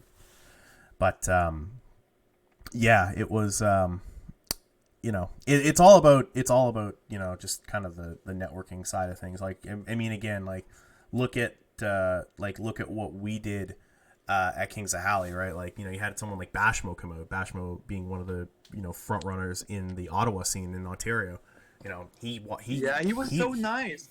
I spoke to him a couple times. He was super friendly. Oh yeah, Bashmo's the homie, and like he had a great time at Kings of Halle and with the AC scene and stuff. So he takes that back to to Ottawa, so then Ottawa can kind of get hyped maybe for the next big event, something that they can travel to and so on. So it's definitely a great thing. That's why I love Smash. Like, I honestly just love Smash for the homie side of it myself personally. Like, it's I've met a lot of great people through it, like not just here in NB, not just in AC, but like, around the world. Like I had a super benefit back with my old job where I could travel. So my big thing was, hey, I'll go on Smash Reddit, figure out where the nearest, where like if there's a scene where I'm at, and then just go there on my time off. So like I've had the opportunities to go to like Michigan, to Florida, to Nebraska, to a bunch of places and stuff. So like that's kind of like where I networked and stuff. But with my new role, I don't travel. It's not a traveling based. So, and that's kind of and that also kind of comes with the times too, right? Like I'm getting older, right? Like I've got a 3-year-old. That's my biggest setback. Not setback. It's not a setback. But I know. My biggest barrier right now is I can't commit to I can't commit full time to traveling to like all the event stuff. So I gotta make and I've gotta make and plan out when is best for not just me but for Mel, for Charlotte, and so on. But you're doing great. Like, you're doing a good job doing all of that. Like, I have, not a hard time, but I find it really challenging just to have these little buggers over there. And you got a fucking baby plus a dog. Well, baby, she's not a baby anymore, but. 10. Be good girl.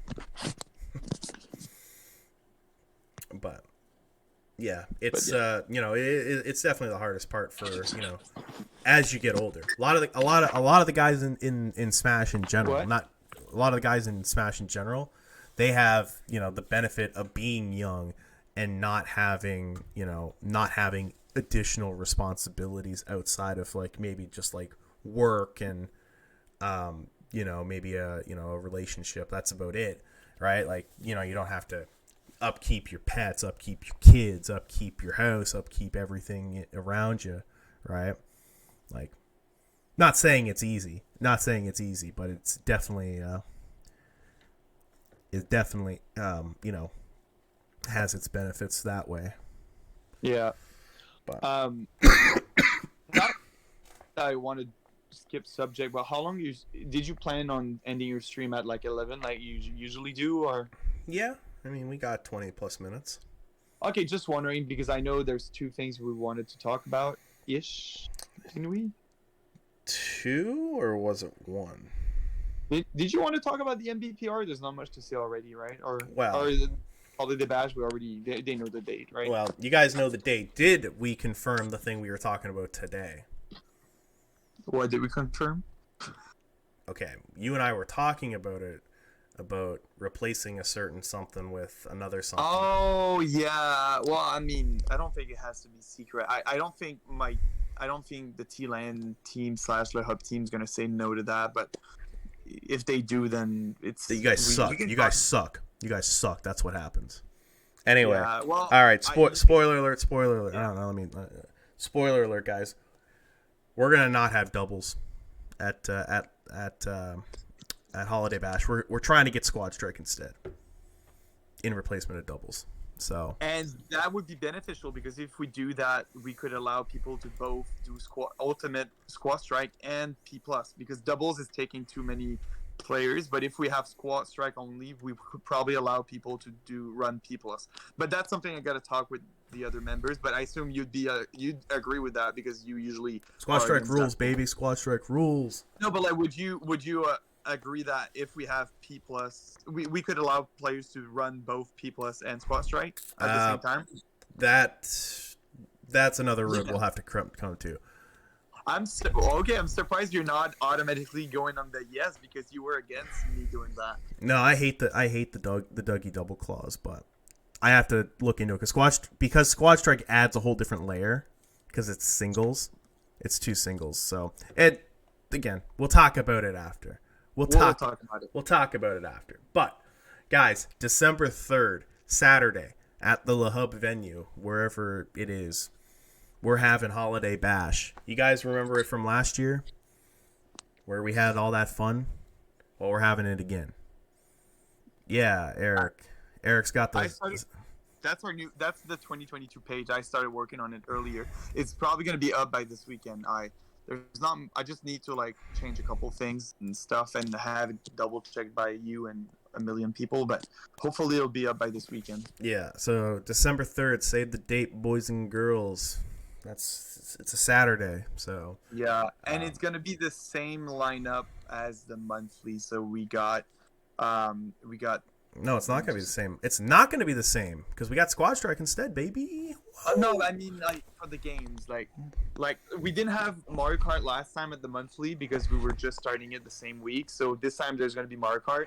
There's gonna be Dragon Ball FighterZ, Guilty Gear, Melee Singles, P plus, Street Fighter, Squad Strike, Ultimate Singles, and it's not there, but most likely we're gonna have Tekken too because Teach is coming over, so he's gonna run Tekken as well. We just need to fit it in on the schedule wherever he wants to fit in. We'll talk about it. We'll get it all worked out. Yeah. So, but yeah, save the date, Holiday Bash. Eric says that the Start GG page will be up this weekend, so if not, I just don't know where I'm gonna. Yeah. I need to. So Eric, let me see if I can squinch you over. If you can what? I'm just trying to move you so you can still be seen on stream. Oh.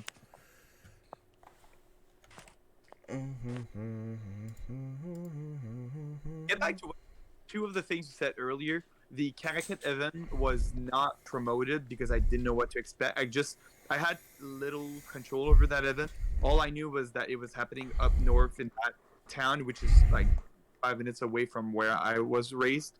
Um, I just knew there was potentially a lot of people coming. It was smaller than we thought, but 33 for a first regional there. I find it solid. That was that was pretty good for the lack of promotion on like Exactly. even just on our side, right? Like It was promotion up north in schools and some places, and now the city really liked it. They believe in us now. They really wanna help us. They will give us more, I think, better prices, more promotion materials and finance. Like, I swear the guy there even told me that on the long run, if the scene develops there and this can attract people in like up north, they even want to like they would potentially be willing to fly like a player there. We could fly a player or two there, like someone we're interested in flying. If they could pay that player like their food, their flight. all right, fly me up, baby.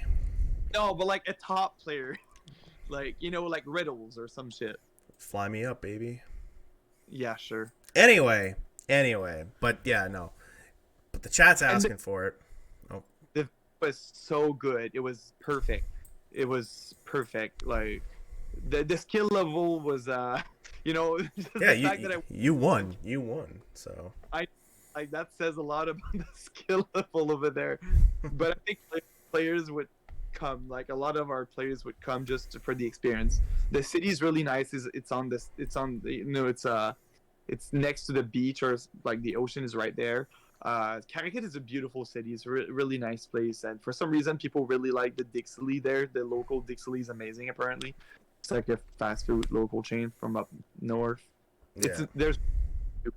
Anyways, that's the Connecticut situation. Next one, there's no date yet, but it's probably gonna be in February, maybe March. Depends when Tomorrowland 2022 is gonna happen, and Tomorrowland 2022 is gonna depend on when Kings of Hali is gonna happen, because Kings of Hali we know usually is happening in April, but Is it happening in April? I haven't talked to Cole about it. it used to be always in April, usually May or April, but it's just this year was the exception, right? That it happened over the summer. But I think it's gonna be back to where it used to be. I need to talk to Cole, but last time I checked, like 2 weeks ago, he didn't know at all a date. But we have to have Tomorrowland in March or April. We have to, because Tomorrowland is for the students. It's on campus, so it has to be before the end of the session, which happens at the end of April. But at the end of April is when exams are, so we can't have it at the end of April. We can't have it during the March break, because during March break is when students are out. Half the students are out of town, so we're losing a bunch of like players. So we need to find the right time. But there's like other events happening during the same time. Andy looked at the date, and it's like we're probably gonna not mess up, but like it just we can't win. It sucks. We're probably gonna be happening at the same time as some other like events happening around. Like there was 2 other events, I forgot their name. Is it PAX or some other events? He named some, but we're probably gonna be conflicting with them. But there's no other choice. There's no other like spot we can fit in. So I think we'll be okay. yeah.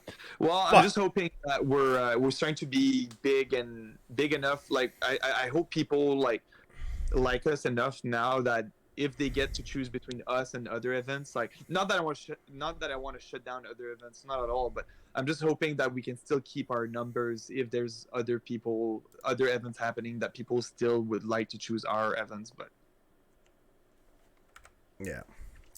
All right. Chat's getting a little chat's they're asking for it. So, again, guys, this is all kind of just a thrown out. I put this in the doc 2 minutes before this stream happened, but kind of explain a few things as we go.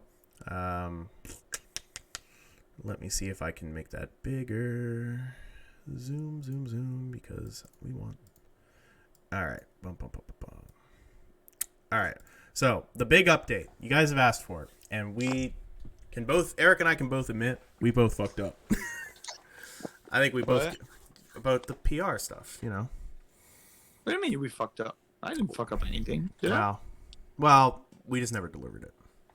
Oh. Things got shafted. We kind of just it kind of got pushed under the table. And For my defense, I never told anyone I was going to do a PR. Anyway. I never said I was making a PR. No, I know, but like again, this is why this is here. This is why this is here.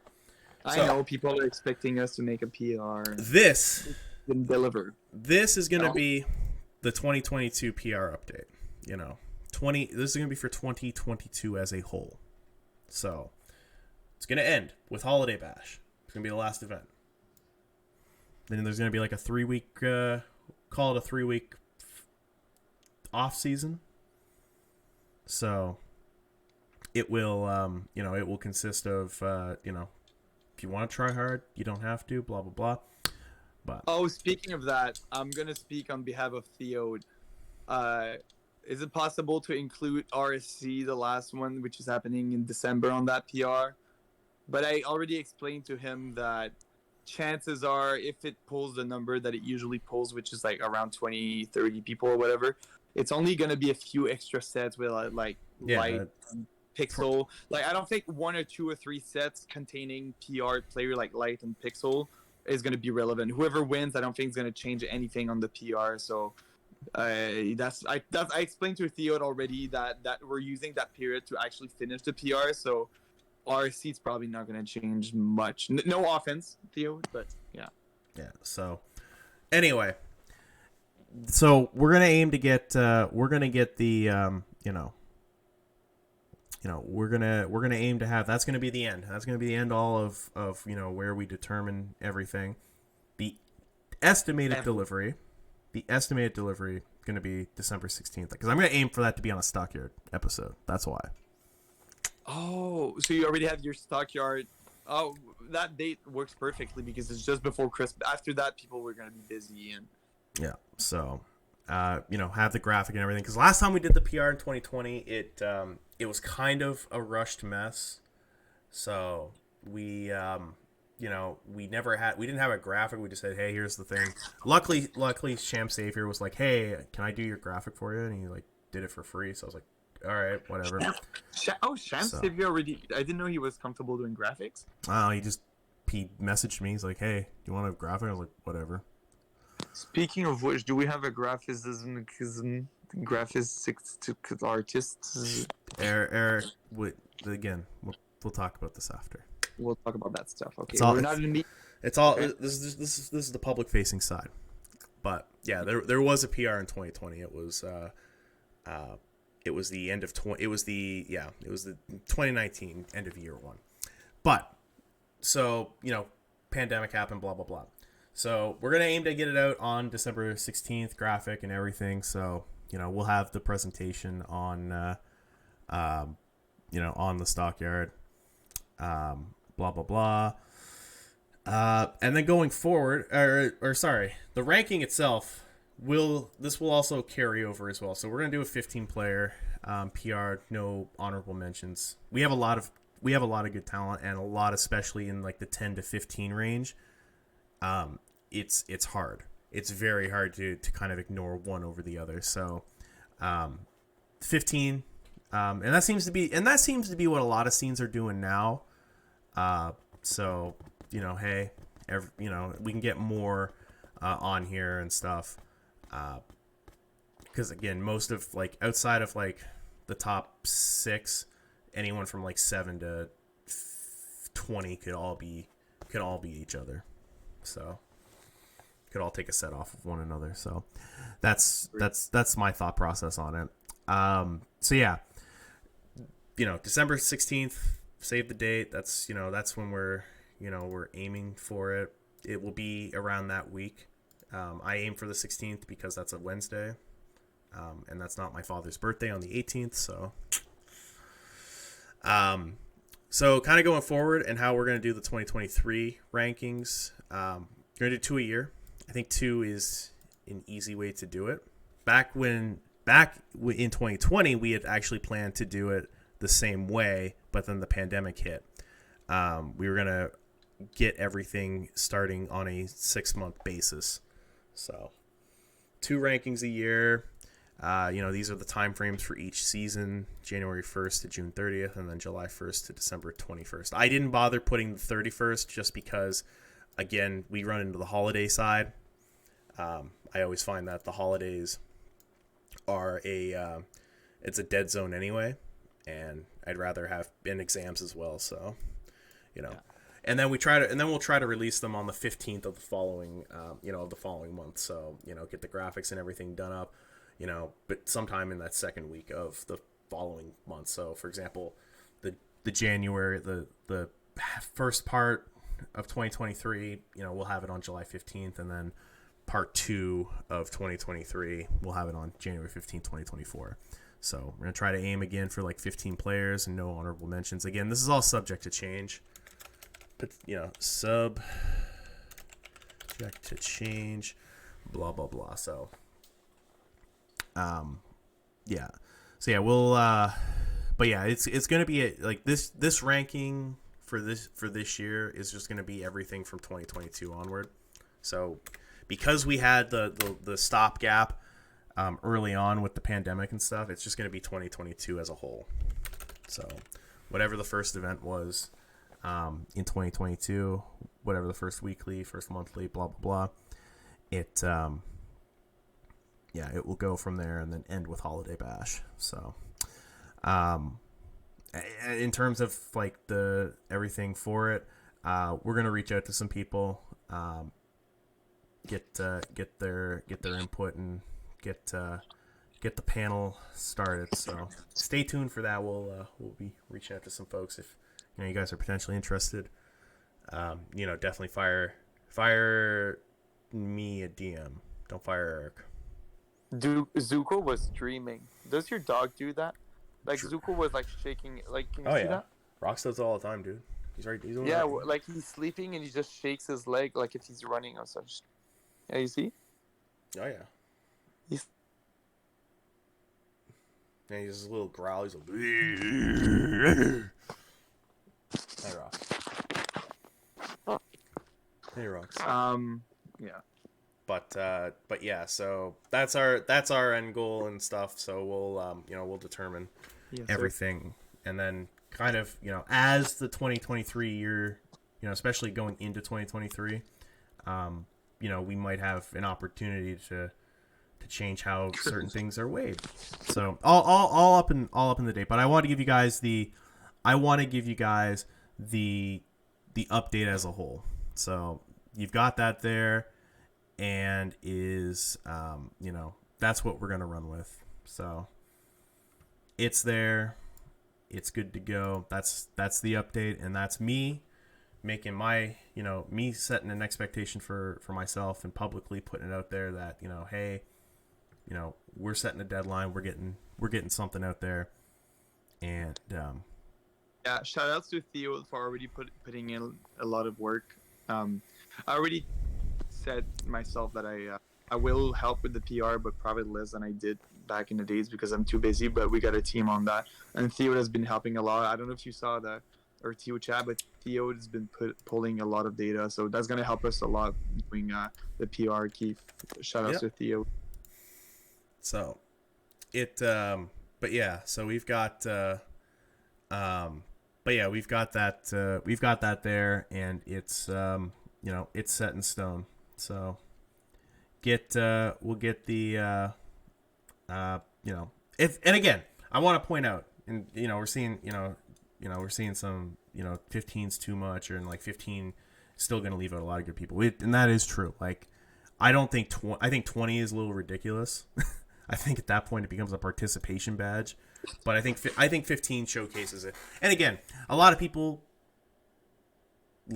can kind of determine themselves by their number. They live and breathe hey, I want that ranking and so on, but at the end of the day, like I was saying earlier, like usually outside of the outside of like between like 7 and 15 as a whole, like they can all take a set off of one another. I think it's good to stop a PR where the gatekeepers start to appear. So like I think considering that our number 7 to like 15, maybe number 9 to 15 is around maybe the same level which once I'm gonna see the PR, I'm gonna see if that makes more sense. But like I think 15 for a first try makes sense because we have a lot of people around that 10 to 20 area, so it's either all or nothing. Either you make top 10 or you make like top 15. I don't know. And even then, I like I said, even then, like it's going to be, you know, people are going to be able to, you know, you'll be able to, you know, people can still beat, like, oh, you're PR, like whatever, like you can still beat me. Like I think last season that I was PR'd, I was like everybody's PR win. Like I'm talking like, yeah. like I got farmed by Slowpoke for a while. The curse. We got ads for. We got the curse. Yeah, there's 5 of them. Whatever. Twitch sucks. Oh, Rick and Morty. My cat is just chilling. Does your cat do that at all? What? Chilling my butt?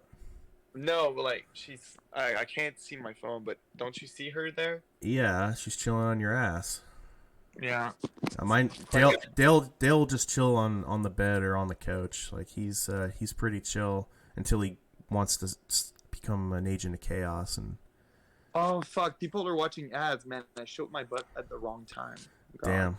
Well, I mean, if you subbed, you guys could have seen Eric's butt. Just saying. They'll see it on the VOD. They'll see it on the VOD on YouTube. Right, they will. Hi, Josh. Yeah, hey, you gotta answer Josh's question. Did you see what he said? Which one? That he loves Eric's bets? Are you le hubbing tomorrow? Am I That's le a great hub? verb. That's a great way to end the night. Am I le hubbing tomorrow? Le hubbing. Am I le hubbing tomorrow? I want to. I'm off. Do I show up at 2:30 and drink in the bar by myself for like I did last time? Hey, Maybe. it worked for you. Did it? Yes, it did. You did well. You got 4th. Yeah. And I won Squad Strike. Right. Dollar. Yeah. But yeah, so yeah, that's gonna be the that's So everything. people are back. Who wants to see my butt and my cat? All right. Sorry. Keep going. But yeah, so I'm gonna try to go. I haven't 100%. I haven't asked the missus yet. That's my stopping factor. Fair. But I know Bog was. We were talking last night at the weekly in St. John, and we both might show up. So. Taco saying Squat Strike is a joke because he clears 90% of the bracket. Does he All win right. it? Does he have a Squad Strike W? I don't think so. I don't think so. Now I want to join in just so that it's just a little less free. Nah, dude. I'm looking at the Squad Strike results from the last events. I don't see your name on it, Tacos. I don't even see in the top 8. I see you. I see Icy Phoenix. I see Shadow X. I see Icy Phoenix again. I see me. I see Bernie. Bernie fucking won a Squad Strike bracket. And I see Blinky, who won the Atlanta Hope one. So, you know, come and do it. Yeah. But other than that, guys, I think this was a wonderful discussion. Eric, thank you so much for joining. Did you want me to answer the Land of Hope pools question, or it doesn't really matter? It's up to you. Nah, Cool. another time. Yeah, there's not much to say anyways about it, so we just thought it was going to be bigger. That's it. Yeah. All right. Well, anyway, Eric, thank you so much for hanging out with us tonight. Thanks for having me. And if I see you tomorrow, I see you tomorrow. Oh, hopefully I will. Yeah, hopefully. I can't see you at the pub, so you gotta get shit faced tomorrow instead. Have Ooh. someone. If I con Bog to drive, I could do that. Oh, do that. Yeah. Dun, dun, dun, dun, dun, dun, dun, dun, dun, dun, dun. All right, Eric. Have a good night, man. Thanks for joining. I mean a Red Bull. Okay, bye. All right, Eric's gone, guys. Just me now. It's just me and Puppy Rocks. Rocks, what's up, buddy? Say hi to the gang. But hopefully, you guys have a great night. As always, you guys are the reason we do this, and continue to support the scene. And we'll see you next time. And if you're going to the hub tomorrow and I'm there, I'll see you there. Good night, gang. Say good night, Rocks. Come here. Come here. Come on. Come here. Up.